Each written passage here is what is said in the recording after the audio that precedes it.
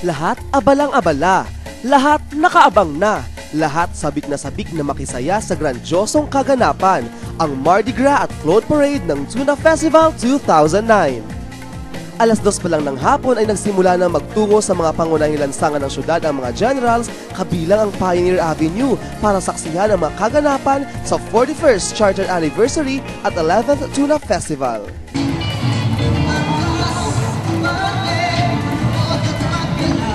Dinig na dinig sa bawat sulok ng syudad ang musika ng festival, kaya naman puno ng sigla ang mga kalahok kahit di pa man nagsisimula ang parada.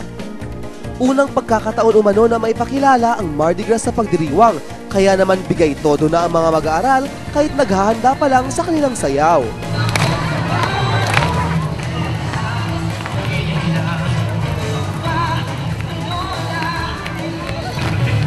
Damang-dama din ang excitement ng mga nakaabang, dala ang buong pamilya at barkada ay masaya silang naghintay na masilayan ang sayawan at malasap ang sarap ng pinaka-nakakatakam na festival sa bansa. Dagsa ang mga kapamilya mula sa syudad at mga kalapit na bayan. Well, napakahusay ng mga performers dito, yung street dancers. Very colorful ang costume. It's really a very festive atmosphere. At maganda na bibigyang pugay yung isang importanteng industriya dito sa Jensen ng tuna. Pagkalipas ng ilang sandali ay dumagundong na ang mas malakas na musika, hudyat ng pagsisimula ng GTX Mardi Gras. 4 ng hapon na magsimula ang Mardi Gras competition para sa Tuna Festival 2009. Suot ang makukulay na costumes at props, sabay-sabay na umiindak ang mga kalahok sa bagong musika ng Tuna Festival. Kumislap naman sa mga lansangan ang naglalakihan at nakamamanghang float. Nagpasiklaban sa disenyo ang bawat kalahok. May higanteng tuna, may hugis na pinagsamang eroplano at barko. May iba't ibang pakulo din tulad ng float na kumukuti-kutitap at float na sumasabog. Inilarawan ng bawat float ang kahalagahan ng industriya kung saan naging tanyag ang Jensen. Sa lahat ng sumali na mayagpag ang TSP Marine Industry.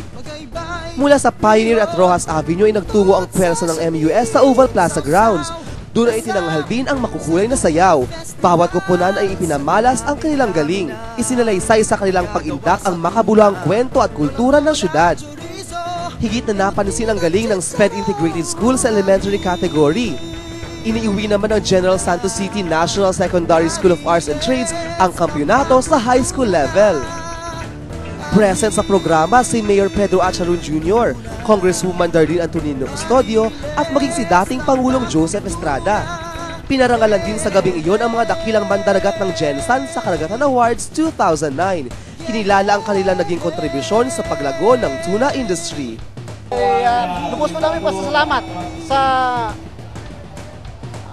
Tuna Festival Director at sa aming mga financiers noon at mga amo noon nasimula pa kami sa pagpapangingisda. Napapasalamat po kami sa kanila.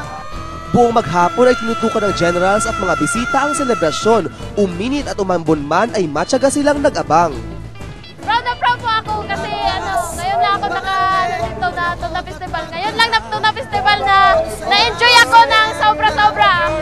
Mas tumingkad pa ang gabi ng pinakamasarap na festival sa buong bansa nang masilayan na ang pinakamakulay at grandeng Splash in the Sky dito lang sa Tuna Festival 2009. Lubos naman ang pasasalamat at kasiyahan ng lokal na pamahalaan sa matagumpay at mapayapang pagdaos ng Tuna Festival sa taong ito. Right now, I'm very happy because grabe ang suporta sa atin ng mga nanood, ng mga taga-General Santos. Grabe ang suporta ng taga-LGU and we are very happy about it. Nagpapasalamat ako sa team ko. Masaya at tahimik ang ating selebrasyon. So, salamat sa lahat ng mga generals. Mabuhay ang General Santos City. Sa ating mabuhay ang Tuna Festival. Umaasa ang lahat na sa susunod na taon ay mas magiging katakam-takam pa ang selebrasyon ng Tuna Festival.